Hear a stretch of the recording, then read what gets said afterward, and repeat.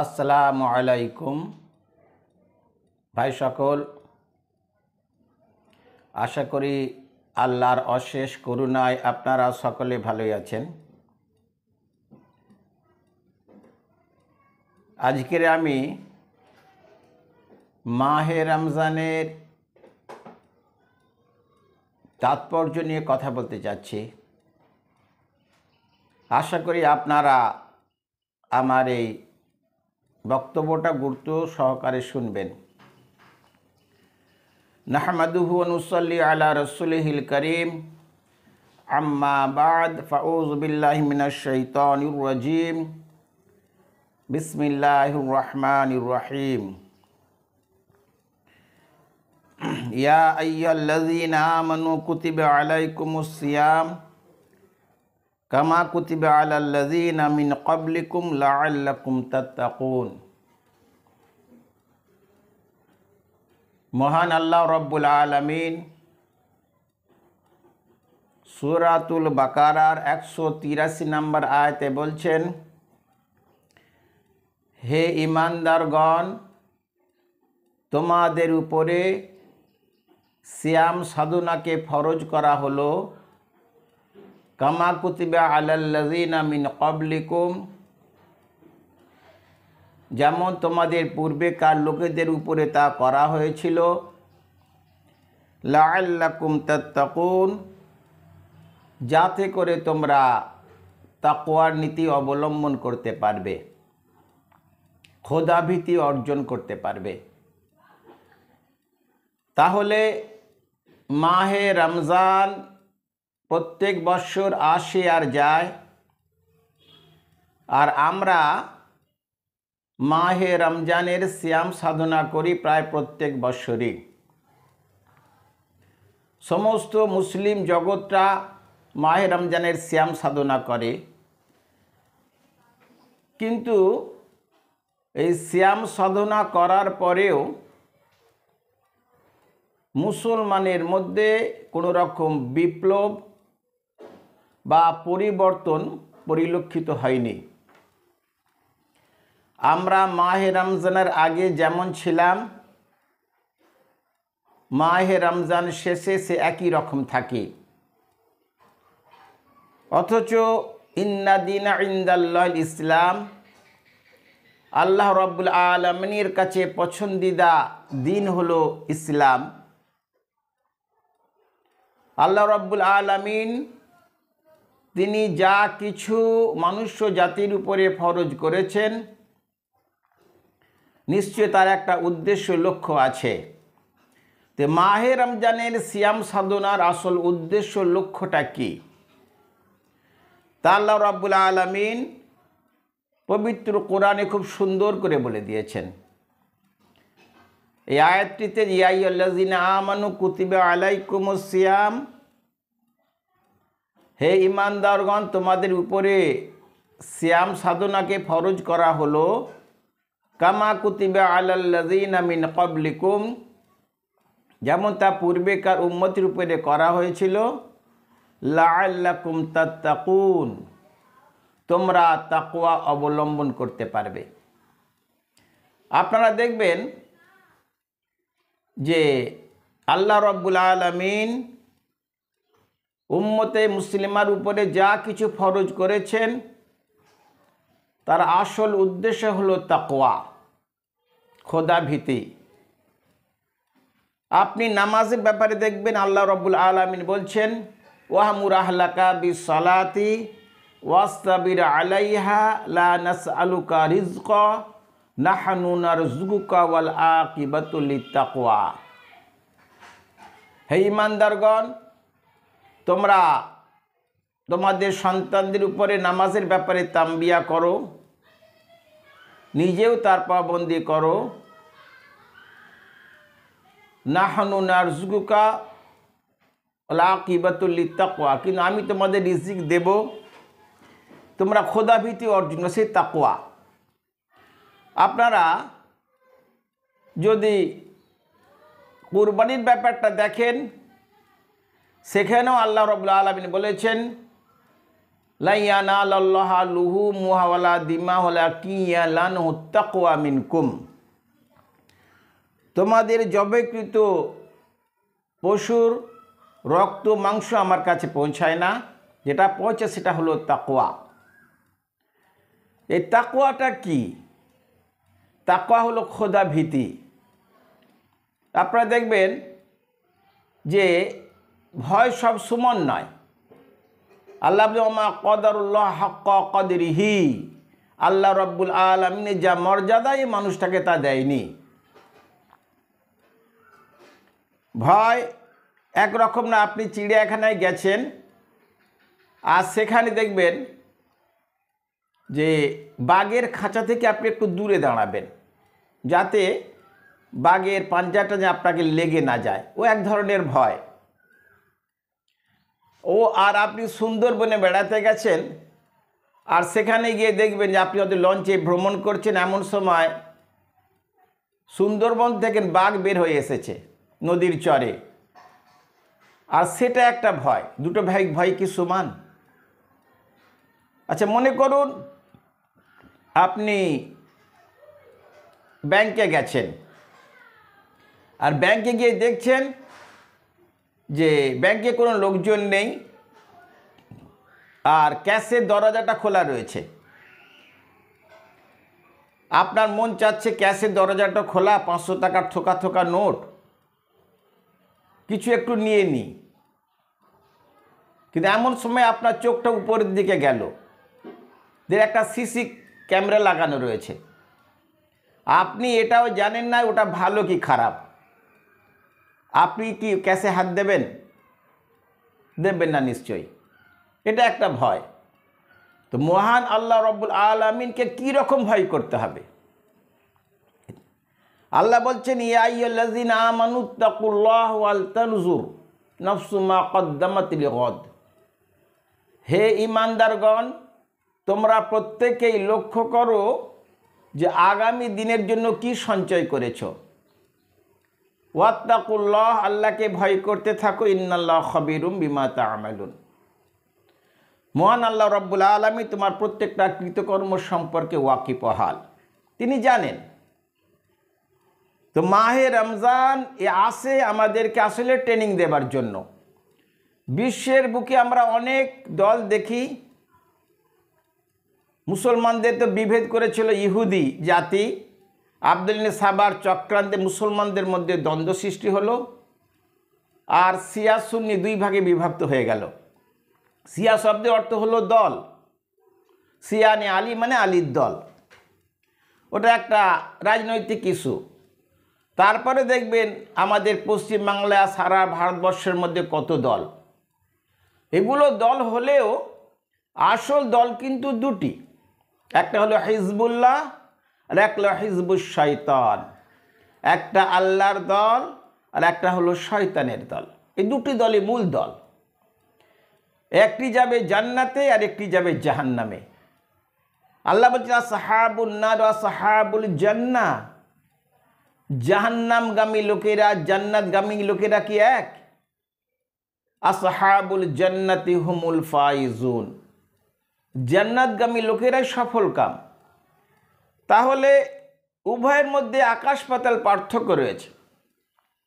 তো মহান আল্লাহ রব্বুল আলামিন তার প্রিয় নবীর প্রিয় উম্মত নিজের খাস বান্দাদের উপরে এই মাহে রমজানের সিয়ামকে ফরজ করেছেন, যাতে করে তারা তাকওয়ার নীতি অবলম্বন করতে পারে। আসলেই হলো এই সিয়াম বা রোজা, আমরা রোজা বলি, যদিও রোজা আর সিয়াম এক জিনিস না। রোজা শব্দের অর্থ হলো উপবাস করা, আর সিয়াম শব্দের অর্থ হলো বিরত থাকা। বিরত মানে সমস্ত পাপ থেকে বিরত থাকার নাম হলো সিয়াম। শুধু তাই নয়, মাহে রমজানে সিয়াম সাধনা রত থাকা অবস্থায় অনেক হালাল জিনিস আপনার জন্য অবৈধ হয়ে যায়। বিরত থাকার নাম হলো সিয়াম। আর উপবাস অনেক অমুসলিমরাও করে থাকে। তো আল্লাহ রাব্বুল আলামিন আমাদের যেহেতু এখানে দীর্ঘদিন মুঘলদের শাসন ছিল, ফলে আমরা রোজা বলতে অভ্যস্ত হয়ে গেছি, ফলে আমরা রোজা বলি। তো আল্লাহ রাব্বুল আলামিন সিয়াম সাধনাকে আমাদের উপরে ফরজ করেছেন এই জন্য যে যাতে করে আমরা একটি মাস সমস্ত পাপাচার পাপ কর্ম থেকে দূরে থেকে আল্লাহ রাব্বুল আলামিনের সন্তুষ্টি অর্জন করতে পারি। এটাই হলো আসল উদ্দেশ্য। আর আপনারা দেখবেন যে যে যার দল, যে যার ফৌজি, সে তাকে ট্রেনিং দেয়। আসলে মহান আল্লাহ রাব্বুল আলামিন সিয়াম সাধনায় মুসলমানদেরকে ট্রেনিংয়ের ব্যবস্থা করেছেন, যাতে করে তারা আল্লাহর পথে চলায় অভ্যস্ত হয়ে যায়। এটা আল্লাহ রাব্বুল আলামিনের উদ্দেশ্য। আর এই উদ্দেশ্যে যাতে ব্যাঘাত না ঘটে, সেই উদ্দেশ্যে আল্লাহ রাব্বুল আলামিন, আল্লাহ রসুল সাল্লাল্লাহু আলাইহি ওয়াসাল্লাম বলেছেন যে আল্লাহ রাব্বুল আলামিন এই মাসেতে শয়তানকে শৃঙ্খলাবদ্ধ করে দেন, মানে তাকে বেঁধে দেন, কয়েদ করে দেন শয়তানকে। যে অন্যান্য মাসে যেভাবে শয়তান মানুষদেরকে ধোঁকা বা নোংরা কাজে নিমগ্ন করে, খারাপ কাজে উদ্বুদ্ধ করে, মাহে রমজানে কিন্তু সেটা পারে না, কারণ সে আটকা পড়ে। হয়তো ভাই আপনি আমাকে প্রশ্ন করবেন যে যদি আটকায় পড়ে, তাহলে আমরা তো মাহে রমজানে তো দেখি অনেক লোক মদ খায়, অনেক লোক নানান পাপে লিপ্ত থাকে, মিথ্যা কথা বলে। এইগুলো হয় কেন? কে করায় এগুলো? আসলে দেখবেন একটা উদাহরণ দিলে আপনার কথা বুঝতে সুবিধা হবে।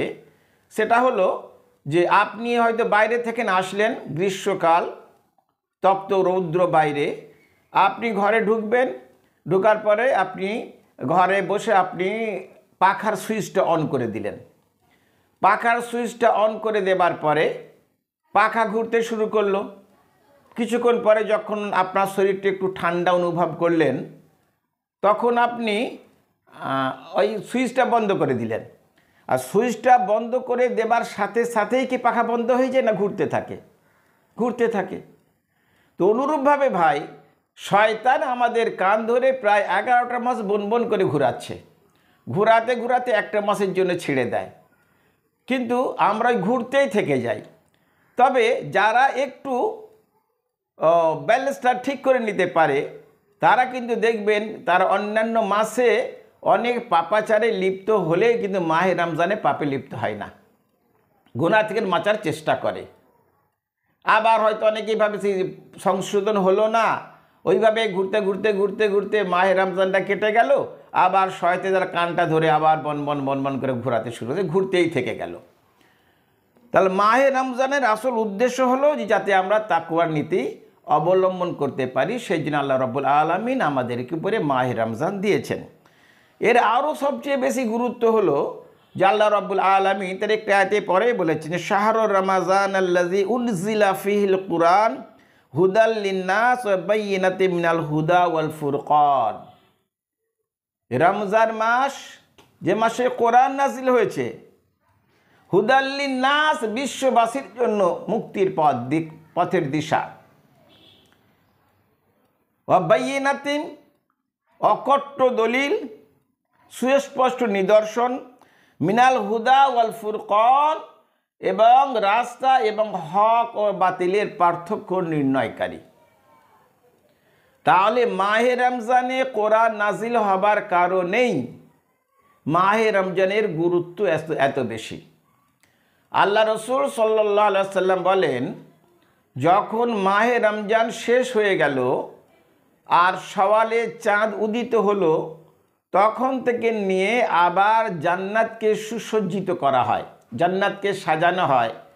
আর সেই 11 মাস পরে যে মাহে রমজান আসবে, তার জন্য মেহমান যত বড় হয়, যত মর্যাদাশালী হয়, তারকে ওয়েলকাম জানাবার জন্য তত বেশি আমাদের ব্যবস্থা নিতে হয়।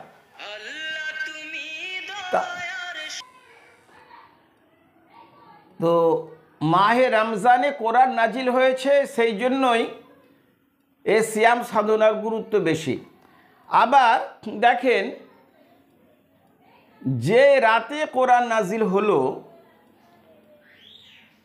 সেই রাতকে আল্লাহ তাআলা বললেন লাইলাতুল কদর। আল্লাহ ইন্না আনজালনাহু ফি লাইলাতিল কদর, আমি একটা মহান সম্মানিত রাত্রিরে কোরআন নাজিল করেছি। ওমা আদরাকা মা লাইলাতুল কদর, তুমি কি জানো লাইলাতুল কদর কি?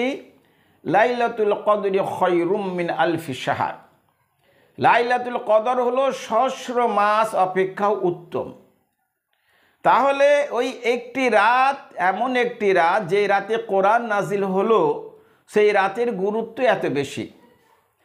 তাহলে ভাই আমাদের বুঝতে হবে যে কোরআনের মর্যাদা কত বেশি।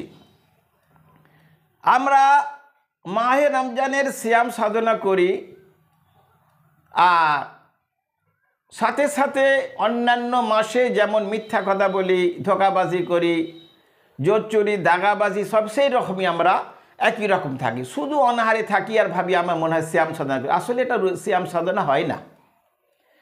আল্লাহ রসুল সাল্লাল্লাহু আলাইহি ওয়াসাল্লাম বলেছেন, অনেক সিয়াম সাধনাকারী এমন আছে, অনেক রোজাদার এমন আছে যাদের অনাহারে থাকা ব্যতীত আর কিছুই লাভ হয় না,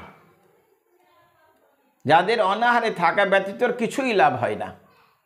মানে তারা সমস্ত রকম পাপ কাজে লিপ্ত হয়, মিথ্যা কথা বলে, মিথ্যা সাক্ষী দেয়, গালিগালাজ করে, অন্যায়ভাবে লোকেদের উপরে জুলুম করে, তারপরে অনেক নানা বিষয় পাপ রয়েছে, সে পাপে তারা লিপ্ত হয়। আর এদিকে সাথে সাথে আমি রোজারে সিয়াম সাধনা, এটাও একটা ব্যাপার। আরও দেখবেন যে সিয়াম হলো এমন একটা ইবাদত, রোজা, যাতে রিয়া হয় না। সমস্ত ইবাদতের মধ্যে রিয়া হয়। আপনি নামাজ পড়ে, আপনি হয়তো আপনার নতুন কুটুম হয়েছে, আপনি কারোর বিবাহ দিয়েছেন, আপনার বেই নতুন বেই আপনার ঘরে আসলো, আসার পরে সে নামাজি পরেশগার লোক আপনাকে বললো, ভাই আপনাদের এখানে মসজিদটা কোথায়? তো আপনি তাকে বললেন যে ভাই চলো নিয়ে যাচ্ছি। আবার ভাবছেন না মসজিদে বেইকে নিয়ে যাব, আর আমি যদি নামাজ না পড়ি বেই কি ভাববে। বাড়িতে বললেন, কই গো ময়নার মা, টুপিটা দাও তো। টুপিটা আপনি নিয়ে গেলেন, বিয়ের সাথে সাথে আপনিও নামাজ পড়লেন। তো এটা আর নামাজ হলো না, এটা হলো রিয়া। এটা হলো আপনার বেইকে সন্তুষ্ট করার উদ্দেশ্যে। তার নামাজে রিয়া হয়, দান খয়রাতেও রিয়া হয়, হজেতেও রিয়া হয়। অনেক হলো হজ করে আসলে হাজি লিখে দিলে, তাতেও রিয়া আছে। কুরবানিতে রিয়াও হয়, লোক দেখাবার ব্যাপারটা থাকে, নাম কামার ব্যাপারটা থাকে। কিন্তু সিয়াম সাধনা এমন একটা ইবাদত যে যার মধ্যে রিয়া থাকে না, মানে লোক দেখাবার ব্যাপারটা একাদামি থাকে না। সেই জন্য আপনি হয়তো লোকেদের সামনে গিয়ে বললেন যে ভাই আমি তো সিয়াম সাধনা করেছি, কিন্তু আপনি বাড়িতে গিয়ে ঠিকই আপনি ঠান্ডা পানি পান করে নেবেন বা কিছু খেয়ে নেবেন, তাহলে সিয়াম সাধনা হলো না। তো সিয়াম সাধনা করতে গেলে আপনাকে সমস্ত রকম পাপ থেকে বাঁচতে হবে, আর বেশি বেশি করে আপনাকে কোরআনের সাথে জুড়ে থাকতেই হবে। কারণ আল্লাহ রসুল সাল্লাল্লাহু আলাইহি ওয়াসাল্লাম বলেছেন, আল কোরআন হুজ্জাতুল্লাহ লাকা ওয়া আলাইকা। কাল হাসরের দিনে আল্লাহ রব্বুল আলামিনের টেবিলে কোনো কিতাব থাকবে না, থাকবে আল কোরআন। কোরআন থাকবে, আর কোরআন সেই দিনকে কথা বলবে, হয় আপনার পক্ষে বলবে, না হয় আপনার বিরুদ্ধে বলবে। কোরআন হয় আপনার পক্ষে সাক্ষী দেবে, না হলে আপনার বিরুদ্ধে সাক্ষী দেবে। ভাবেন, আপনি কোরআনের সঙ্গে যদি আপনার সম্পর্ক যদি না থাকে, তাহলে কোরআন যদি আপনার পক্ষে কি সাক্ষী দেবে? আর কোরআন যদি আপনার বিপক্ষে সাক্ষী যদি দেয়, তাহলে আপনি কি নাজাত পেতে পারবেন? আপনি কি জান্নাত যেতে পারবেন? তাহলে আপনাকে কোরআনের সঙ্গে অবশ্যই সম্পর্ক জুড়তে হবে। আফসোসের কথা হলো এটা যে আমরা মাহে রমজানের সিয়াম সাধনা করি আর না বুঝেই কোরআন তিলাওয়াত করতেই থাকি। ভাইরা আমার, একটু ভাববেন, মানুষের চোখ কটা? মানুষের চোখ হলো তিনটে। একে চন্দ্র, দুয়ে পক্ষ, তিনে নেত্র, তিনটি চোখ। বাহ্যিক দুটো চোখ আর একটা হলো অন্তর্দৃষ্টি। যাদের অন্তর্দৃষ্টি নেই তাদের ব্যাপারে আল্লাহ বলেছেন, ওয়ালাকাদ যারানা লিজাহান্নামা কাসীরাম মিনাল জিন্নি ওয়াল ইনস লাহুম কুলুবুন লা ইয়াফকাহুনা বিহা ওয়াল আ'ইনুন লা ইবসিরুনা বিহা ওয়া লাহুম আযানুন লা ইয়াসমাউনা বিহা উলাইকা কাল আনআম বাল হুম আদাল উলাইকা হুমুল গাফিলুন। আল্লাহ বলছে বিশাল তাদাদ একটা জিন আর মানুষ দিয়ে আমি জাহান্নামকে ভরে দেব। কাদেরকে? যাদের ওই অন্তর্দৃষ্টি নেই, যাদের আল্লাহ হৃদয় দিয়েছে, আল্লাহকে অনুধাবন করার ক্ষমতা হারিয়ে ফেলেছে। চোখ দিয়েছে সব দেখে, আল্লাহর কোরআন দেখে না, কোরআনের পথ খুঁজে পায় না। কান দিয়েছে সব শোনে, কিন্তু দিনের কথা তার কর্ণকুহরে পৌঁছায় না। তাদেরকে এ ব্যাপারে আল্লাহ রব্বুল আলামিন বলেছেন, এরা জাহান্নামে, এদেরকে দিয়ে আমি ভরে দেব। আল্লাহ যদি বলেন এই লোকেরা জাহান্নামে যাবে, আপনি কি বাঁচতে পারবেন? তাই একটু ভাবুন আপনারা। মাহে রমজান আসলে সিয়াম সাধনা আপনি তো করছেন, কিন্তু আপনার সিয়াম কি আল্লাহ রাব্বুল আলামিনের দরবারে গৃহীত কবুল হচ্ছে? এটা ভাববার বিষয়। এটা একটু ভাবেন। কোরআন আপনাকে পড়তে হবে। আজ কোরআনের নাম কোরআন মজিদ হলো কেন? কোরআনের তো অনেক নাম আছে, ফুরকান আছে, হুদা আছে, নূর আছে, কিন্তু কোরআনটা উপরে লেখা থাকে কেন? আমরা কি ভেবে দেখেছি? যে কোরআনের সর্বপ্রথমে আয়াত নাজিল হলো ইকরা বিসমি রাব্বিকাল্লাযী খলাক, পড়ো তোমার প্রভুর নামে যে তোমাকে সৃষ্টি করেছেন। তো ইকরা দিয়ে যে কিতাবটা শুরু নাজিল শুরু হলো যে কোরআনের, যার নাম আল্লাহ রাব্বুল আলামিন রাখলেন কোরআন। কোরআন মানেই তো পড়া। যে কিতাবটার নাম আল্লাহ রাব্বুল আলামিন কোরআন রাখলেন, পড়া রাখলেন, আপনি তাকে পড়ছেন না, আপনি তার অনুসারী, আশা করছেন কাল হাসরের দিন সে আপনার হয়ে সাক্ষী দেবে, এটা কি করে সম্ভব? এটা কি করে সম্ভব? তাই মাহে রমজানের সিয়াম সাধনার সাথে সাথে আপনাকে অবশ্যই কোরআনের সাথে জুড়ে থাকতে হবে, এবং কোরআন আপনাকে অবশ্যই বঙ্গানুবাদ পড়তে হবে, কোরআনকে বুঝে পড়তে হবে। ইদানিং দেখবেন ফিতনার যুগ, অনেকেই বলবে যে কোরআন কি বোঝা যায়? কোরআন বোঝা কি অত সহজ? দেখি না আল্লাহ রাব্বুল আলামিন পবিত্র কোরআনে কি বলেছেন। সূরা আল কমর, সূরা আল কমর, সূরা আর রহমান, 27 পারা আর রহমানের আগে সূরা।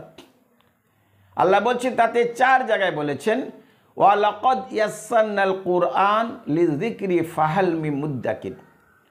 ওয়া লাকাদ ইয়াসসারনাল কুরআনা লিযিকরি ফাহাল মিন মুদ্দাকির। এবং নিশ্চয়ই ওয়া লাকাদ ইয়াসসারনাল কুরআন, আমি কোরআনকে সহজ করে দিয়েছি, লিযিকরি, উপদেশ গ্রহণের জন্য। আমি কোরআনকে সহজ করে দিয়েছি উপদেশ গ্রহণের জন্য। হাল মিন মুদ্দাকির, আছে কি উপদেশ গ্রহণকারী? মহান আল্লাহ রাব্বুল আলামিন এই কথা বলে, আপনি কোরআন খুলে মিলিয়ে দেখে নেবেন। শুধু তাই না, কোরআন বলছে আফালা ইয়াদাব্বারুনাল কুরআন আম আলা কুলুবিন আকফালুহা।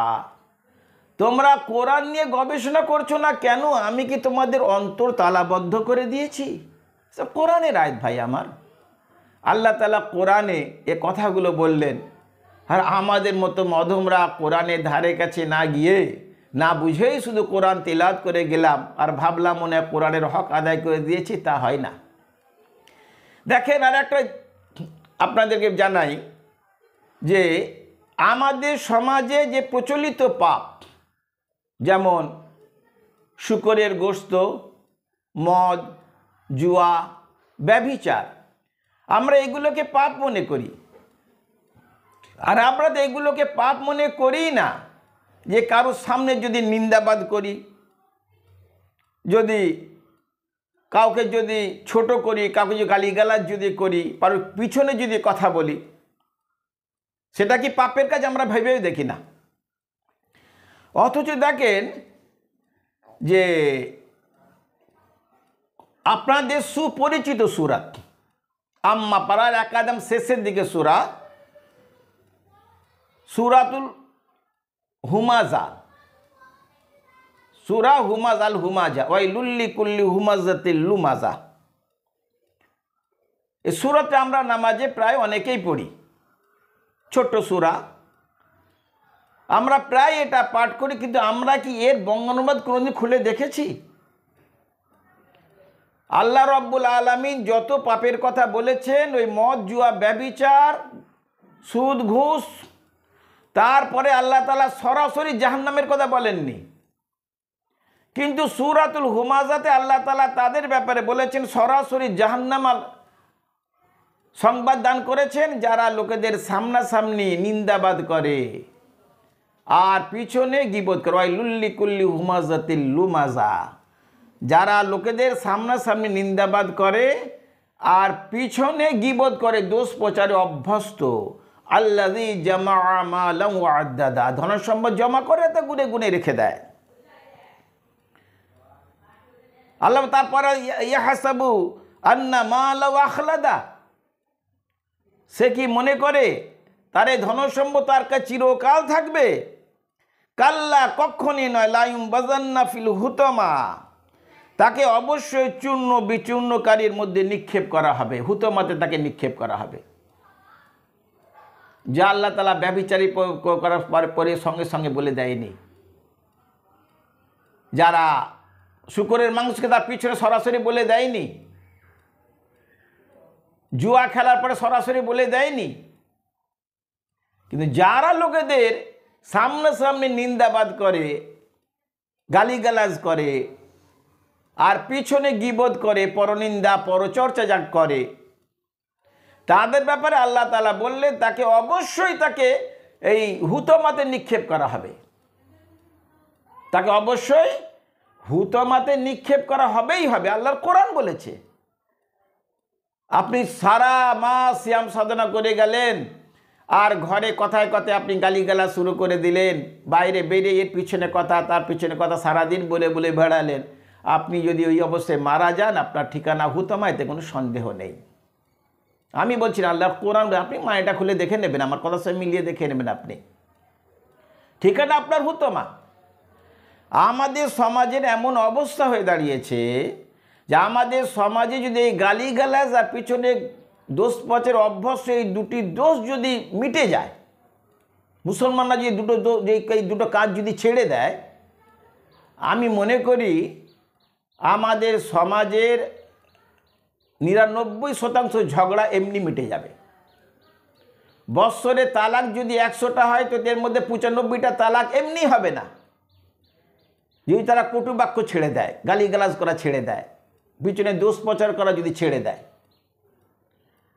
আল্লাহ বললে যে লোকেদের সামনাসামনি গালিগালাজ করে বা নিন্দাবাদ করে আর পিছনে গীবত করে, দোষ প্রচার অভ্যস্ত, তার ঠিকানা হুতমা।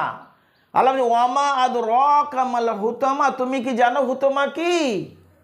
নারুল্লাহিল মুকাদাতুল্লাতী তাত্তালিউ আলাল আফিদা, আল্লাহর প্রজ্বলিত আগুন।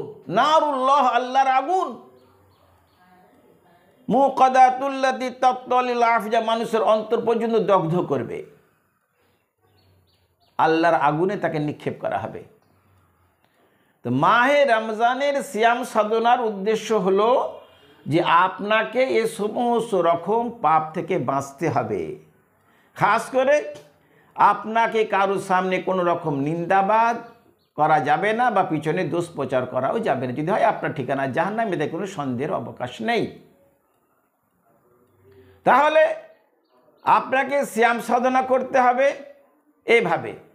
আর যদি আপনারা জানি যে যদি কোনো মানুষ এক নাগাড়ে 30টা দিন, একটি মাস যদি এই পাপগুলো না করে, তাহলে এই পাপ না করার একটা অভ্যাস তার মধ্যে তৈরি হয়ে যায়। আর সে আগামী 11টা মাসে যার এই পাপ না করার অভ্যাস যে তার মধ্যে তৈরি হয়ে গেছে, এইভাবে সে বাঁচতে পারে। তাহলে মাহে রমজানের সিয়াম সাধনার উদ্দেশ্য হলো যে আপনি সমস্ত রকম পাপ থেকে বেঁচে আল্লাহ রাব্বুল আলামিনের সন্তুষ্টির উদ্দেশ্যে সিয়াম সাধনা করবেন। এটাই তাৎপর্য, এটাই এর উদ্দেশ্য। সিয়াম সাধনার উদ্দেশ্য হলো এটাই। আর নচেত ভাই এই অনাহারে থেকে আসলে কিছু লাভ হবে না। আপনারা দেখবেন যারা সিয়াম সাধনা করে আসরের পরে মিজাজটা বড্ড চিড়চিড়ে ভাব হয়ে যায়, কারো কথা যেন সহ্য হয় না, এমনি কথায় বলে দুর্বলের রাগ বেশি। তো আপনাকে ওই জায়গায় নিজেকে কন্ট্রোল করতে হবে, সংবরণ করা শিখতে হবে আপনাকে, তবেই আপনি সফলতা অর্জন করতে পারবেন। আপনি যদি আমার এই চ্যানেলে প্রথম এসে থাকেন, আমি আপনাকে বলবো আপনি সাবস্ক্রাইব করে রেখে দেন। ইনশাল্লাহ আগামী দিনে আমি কিছু আয়ুর্বেদিক ট্রিটমেন্টের সাথে সাথে আমি কোরআন হাদিস সিঞ্চন করে পারিবারিক সমস্যা কী করে দূর করা যায়, প্রতিবেশীর সঙ্গে আমাদের সম্পর্ক কেমন হবে, এই নানান রকম ব্যাপারে আমি ইনশাল্লাহ ইসলামিক ভিডিও আপলোড করতে থাকব, যেগুলো আপনি বাড়ির লোকেদেরকে শুনিয়ে তাদেরকে ইসলামিক জ্ঞানে গুণান্বিত করতে পারবেন। রাখি ভাই, আসসালামু আলাইকুম।